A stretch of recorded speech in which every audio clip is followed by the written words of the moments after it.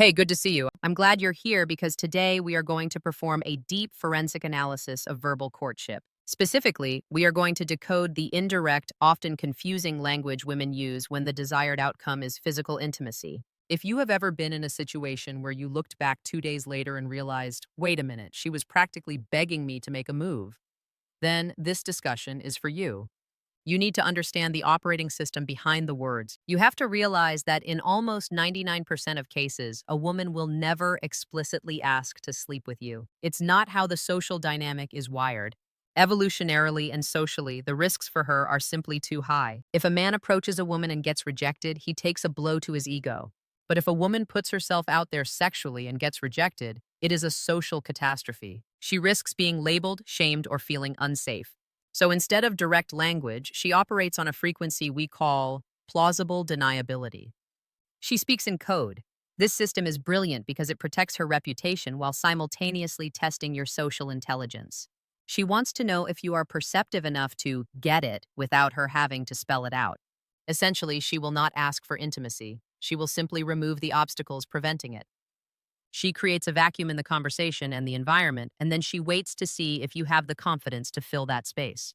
The first major signal you need to listen for is the manipulation of time. We call this time dilation. In any standard social interaction, we are all bound by limits: work the next day, appointments, gym classes, or meeting other friends. These are the natural barriers that end a date. When she wants those limits gone, she will tell you, but not directly. If she looks at her phone, then looks at you and says, I don't really have to be up early tomorrow, or my meeting got canceled. Do not take this as mere small talk. She isn't just giving you an update on her Google Calendar. She is removing the time barrier. She is unilaterally extending the interaction window. In the context of a date, tomorrow morning is the enemy of tonight. By explicitly stating that the morning is no longer a threat, she is telling you that she has cleared her schedule for consequences. She is giving you permission to keep her out late, which is the precursor to everything else. Similarly, you must pay close attention to how she talks about her current company, especially if you are in a group setting. This leads us to the isolation protocol.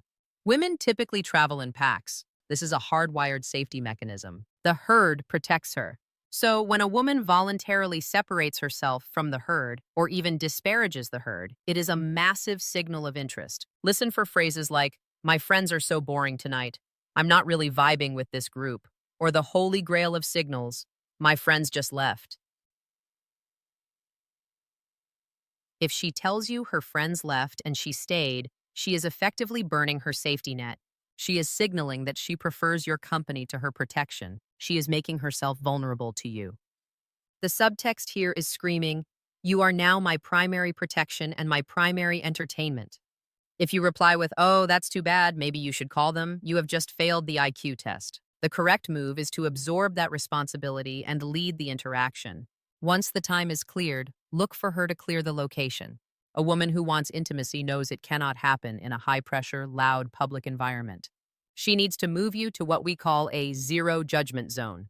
To do this, she needs a reason to leave the current venue. She might say, "It's too loud in here. I can't hear a word you're saying," or "It's getting really crowded."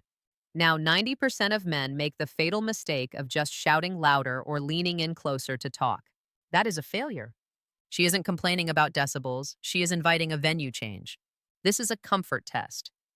She is expressing discomfort to see if you have the masculine leadership to guide her to a quieter, more intimate place. She is handing you the steering wheel of the night. She wants you to say, "Let's get out of here and go somewhere quieter." This often leads to the boredom gambit. She might say, "I'm actually kind of tired of this scene." Again, she isn't bored of you. If she was bored of you, she would go to the bathroom and never come back. She is bored of the public obstacles standing between you and her. She is checking to see if you are bold enough to suggest a private alternative. If you just agree and stand there, you fail. The correct psychological response she is waiting for is an invitation to a lower energy, higher intimacy environment, like a lounge, a car, or an apartment. And finally, for this section, there is the sensory bridge. The most primal way to initiate physical contact without asking for it is to complain about physical sensations. If she says, "I am freezing," "Is it cold in here?" Or, "I forgot my jacket," she is not asking for a weather report. She is highlighting a physical need, warmth, that you can fulfill. It serves a dual purpose. First, it justifies you putting your arm around her or giving her your jacket. Psychologically, giving her your jacket is a territorial marker. You are wrapping her in your scent, which is a powerful biological trigger. Second, it creates a logical, non-sexual reason to leave the current location for somewhere warmer. And usually the warmest place available is indoors, behind a locked door. Now, we are going to go much deeper. We are entering the assessment phase. Once she has established that she wants to be alone with you, she needs to run a mental simulation of what that experience will be like. She needs to verify that you are competent, confident, and physically compatible. She does this through competence checks and physical testing. You have to understand that women are often more visual and imaginative about the act beforehand than men realize. She is visualizing it, but to complete that visualization, she needs data. She gathers this data through specific, often teasing questions. You might hear her say something like, "You look like trouble. I bet you're a heartbreaker," or "I bet you're a player." On the surface, this sounds like an insult or an accusation. A lot of nice guys panic here. They think they are being rejected. They start defending themselves, saying, "No, I'm a really nice guy. I volunteer on weekends." Stop. That is the wrong answer. When she calls you trouble, it is a high-level compliment disguised as a test. We call this sexual validation. She is acknowledging that you have the traits that other women find attractive. If you weren't attractive, she wouldn't be worried about you being a player. She wouldn't care. By saying this, she is also testing your frame. Can you handle her teasing? If you get defensive, you lose the attraction. She wants you to smirk, look her in the eye, and own that energy. She is fantasizing about the trouble you could cause her. She wants a man who is capable of being bad, but is choosing to be good with her. She might also ask, "So what is your type?" This is almost never a general survey. She is not collecting demographic data. She is asking, "Do I qualify?" If she didn't want to sleep with you, she wouldn't care about your sexual preferences because she would have no intention of fulfilling them. By asking this, she is trying to see if she fits the template of the women you take to bed. It's a submission of her resume. Then, the signals get more physical. Watch for the object permanence cues. Psychologically, when we desire someone, we want to merge our identity with theirs.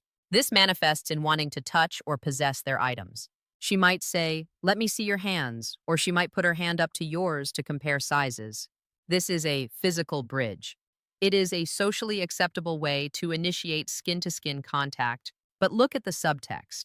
By comparing hand sizes, she is focusing on the biological dimorphism, how big, strong, and masculine your hand is compared to her smaller, feminine frame. It is a direct subconscious signal of a desire for domination or physical embrace. She is feeling the potential power you have.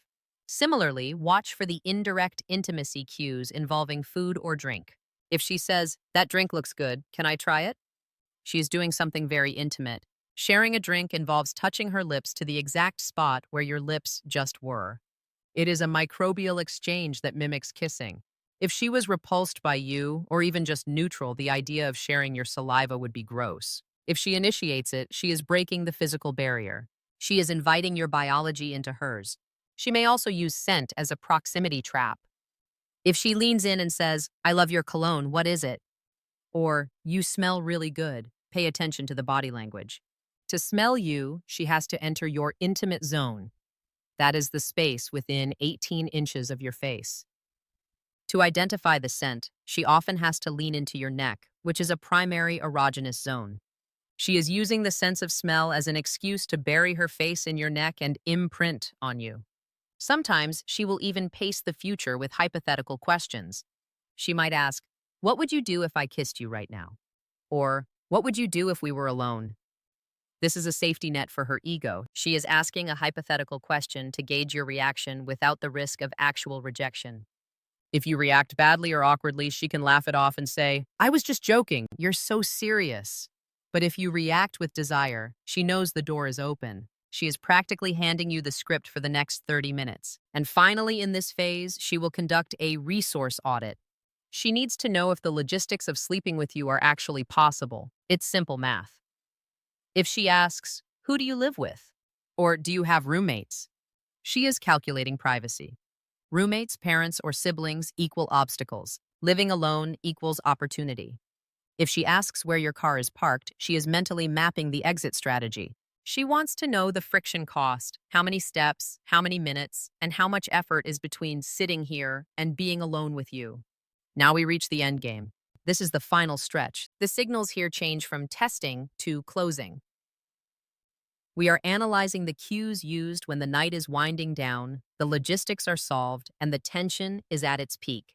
This is where you will hear the domestic curiosity cues. Her questions will shift from who you are to where you are going.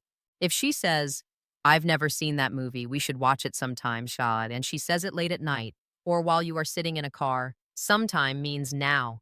Understand that watching a movie is the universal international code for sitting in the dark on a soft surface, shoulder to shoulder. It provides a focus other than sex, which lowers the pressure and allows things to happen naturally. It gives her a reason to be in your bedroom that isn't explicitly, "I am here for sex."